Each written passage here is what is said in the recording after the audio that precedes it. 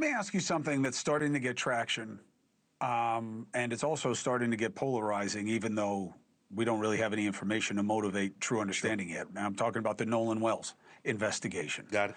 I have been on it from jump, and the impetus for me was that I understood why the family felt that the initial word from the investigators that there's no foul play. I understand the sensitivity given the other components of this, where it was, who this is, how quick that answer came before they really had any kind of sense of context. But the immediate pushback was, oh, Ben Crump, Al Sharpton, here they go, making it racial when there's no proof of that. Why has this resonated where other cases hasn't? Well, it resonates particularly in the black community because in the year 2026, we find ourselves sensing and being highly suspicious of vicious circumstances. There was a black dude who was the only black dude in attendance, and he's the only person, the human being, that didn't come home alive. Something's wrong with that picture. And the people that were there with him have no answers.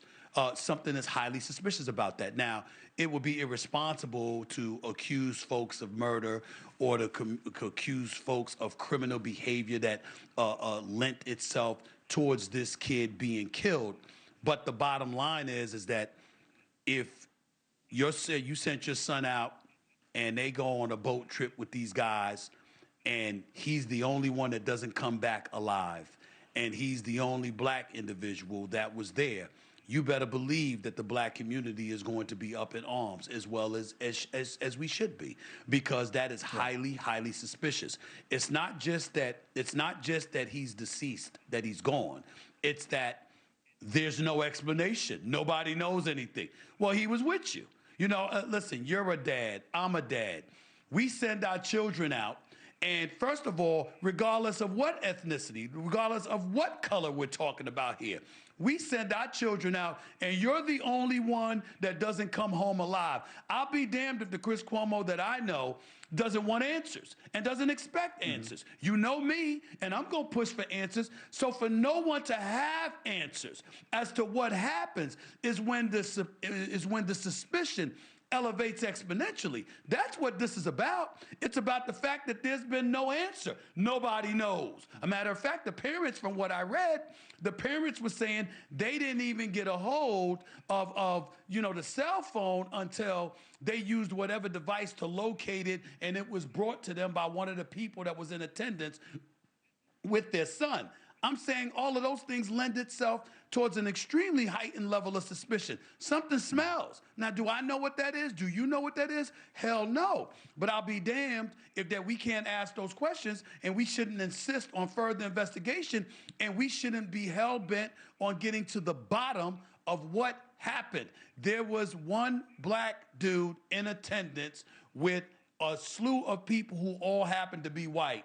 You're in Mississippi, and one person comes back, it doesn't come back. They are dead, and it happens to be the black kid. I'll be damned if black America is not going to stand up and say, something wrong with that picture. We need to find out what the hell happened. And I stand with folks who say, I need to find out what happened. That's all I'm saying. Need to find out what happened. Yeah, I think that the two critical words, you got the legal system, and then you got, well, or is it a justice system? And the fairness is about due process. I think the investigators came out of the box too fast with an answer that this is okay. And were there other black kids? Yes, I'm sure. It was majority white, of course, overwhelmingly so. I'm sure that these kids are telling the truth when they say they loved Nolan and he was easy to love and everybody loved him. But I get the need for answers, especially when you add all the context. It shouldn't surprise any of us. Stephen A., it doesn't surprise anybody that you're right on point either. And that's why I love having you on. Thank you so much for being with me.